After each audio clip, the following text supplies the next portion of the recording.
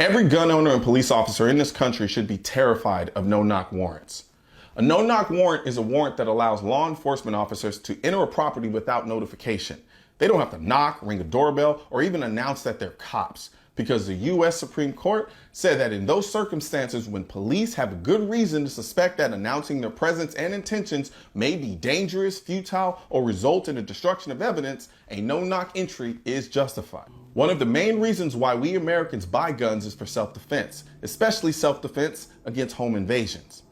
As a gun owner, if I hear banging on my front door and then I hear the door being smashed in as a group of guys with guns and plain clothes storm into my house, I'm grabbing my gun and defending myself. Then I'm going to call up my concealed carry insurance provider, USCCA, and tell them that I'm probably going to be needing a lawyer. Home invasions are horrifying enough, but imagine how traumatized I'd be if I found out that the people I just defended myself against were actually cops conducting a no-knock warrant. This is why no-knock warrants and even knock and announce raids in general should terrify every gun owner. I can understand if a police officer has to burst into a home to save a life. By all means, do what you have to do to save that life. However, in this country, we have 300 million citizens with the right to bear arms in 23 states that have a castle doctrine law that says, in short, if someone breaks into your home, you have a right to shoot them in self-defense. Considering all of this, why the hell are we risking the lives of law-abiding citizens and cops for possible benefits of stopping Jason, the drug dealer, from flushing drugs down a toilet? In the case of Breonna Taylor and Kenneth Walker, a young lady possibly lost her life for this very reason. Loved ones of Breonna Taylor grieving and outraged. The 26-year-old Louisville first responder shot 8 times and killed by police. On March 13th, before 1 a.m., Louisville police say 3 officers executed a search warrant at Taylor's apartment, an address police believed was used by a suspected drug dealer to traffic narcotics. Police reports say officers Jonathan Mattingly, Brett Hankinson, and Miles Cosgrove, wearing plain clothes and no body cameras, announced themselves and forced entry. The officers forced entry into the exterior door and were immediately met by gunfire. But in a new wrongful death lawsuit against the officers, Taylor's family says they never announced themselves. The suit says Taylor and her boyfriend Kenneth Walker, startled from sleep, believed it was a break-in and called 911 for help. Walker, a licensed gun owner, then shot and wounded one of the officers. Officers returned fire, the suit says, blindly into the residence.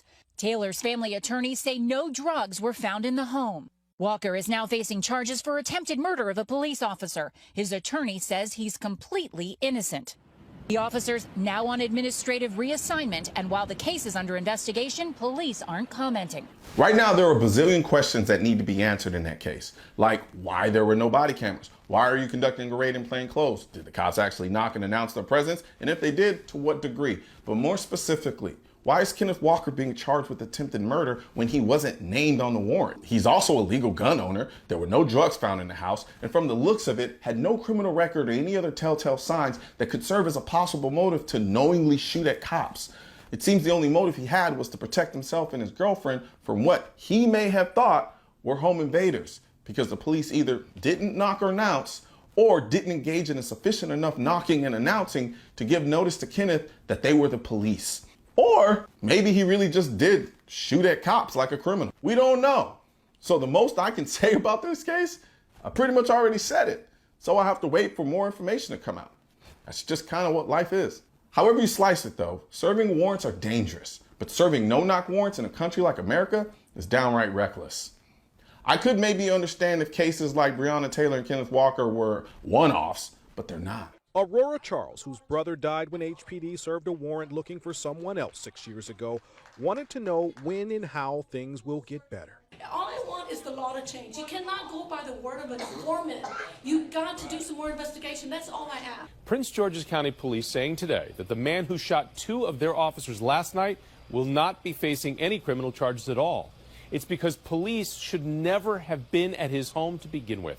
They went in like they knew where they were going. Victor Harrison watched as several officers approached his neighbor's apartment on Loring Drive on Wednesday night around 10 p.m. Moments later, his neighbor fired a shot, injuring 2 officers. The investigation led us to the wrong address. Chief Hank Stawinski says that man will not face charges for opening fire on those officers who went into the apartment with a search warrant after knocking. I believe he fired that weapon because he felt he was defending himself and his daughter. Look, I get it. We've been fighting the war on drugs for almost 50 years now. It's hard to make cases stick. Hell, I've written motions to suppress drugs that were clearly being sold, but the way the cops found the drugs violated the drug dealers' constitutional rights. And I've also coached cops who are friends of mine on how to write a better constitutionally sound police report so that the defense attorneys don't easily rip them to shreds. I do this because I believe the preservation of our constitutional rights is more important than closing a drug case. And I hate drugs. The same way I believe the opportunity cost of serving no-knock warrants to prevent the destruction of evidence is not worth people dying over. There are just too many unintended consequences. It's just too easy to mess up serving a no-knock warrant. Hell, even knock and announce warrants are easy to mess up. Right now, if a group of cops knocked on my door and I'm upstairs, I'm not gonna hear the knock, especially at 12 o'clock in the morning. But I will hear them if they break my door in. So if I come around the corner with my gun because I heard my door being smashed in and there are dudes in plain clothes with guns yelling and screaming, what the hell do you think I'm gonna do? I'm gonna defend my home. I don't know you. You don't have on a uniform. So as far as I'm concerned, you're a home invader. Now, I'm either going to get killed or I'm gonna end up shooting a cop. It's all horrifying.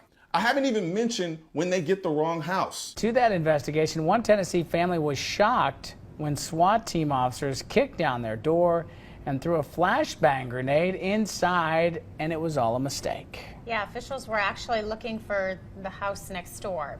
As Amber Worthy reports, the father is calling them out on the air. There's kids' toys all over the place. They probably had to step over kids' toys, you know, and they still threw 3 different flashbangs. One hit my son's room, one hit me. The DEA is apologizing for bursting into the Rink family home with the Bradley County SWAT team, only later finding out that it was the wrong home. I think if somebody's breaking in my house, I go get my gun, try to protect my family, like the dad would do. The father of 4 says just before 6 a.m. with his gun drawn, he feared for his life when he saw police instead of the intruder that he was anticipating. As soon as they opened the door, they had seen all them guns, I just turned around. Because if that's like everybody was saying, if I was 5 steps up or 3 steps up, they had to pull the trigger. I had a gun. The houses look similar. Really, so like, well, they look similar, and we were told it had a white car. Well, I had a Yukon, and I had a Camry, and they were white. And they said we had a white car. So we just got your house. It looks similar. That's not a mistake to make. Like hell, you could have looked at the mailbox.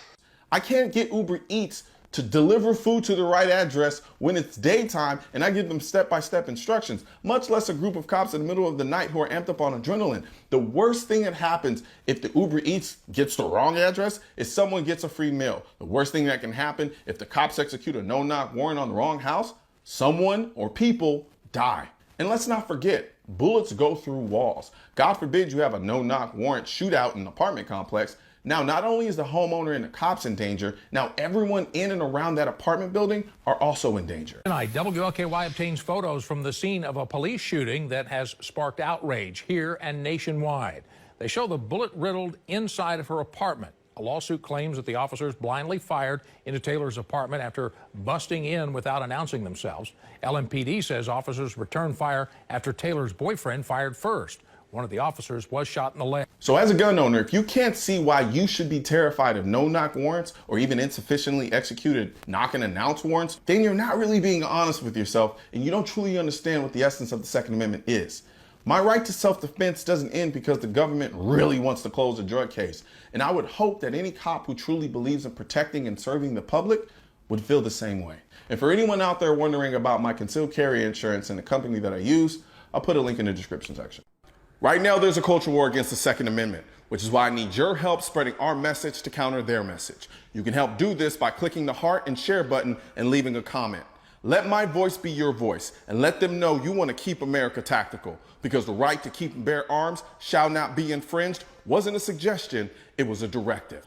Also, if you're wondering where to purchase your All Guns Are Essential merchandise, click the link in the description section of this video.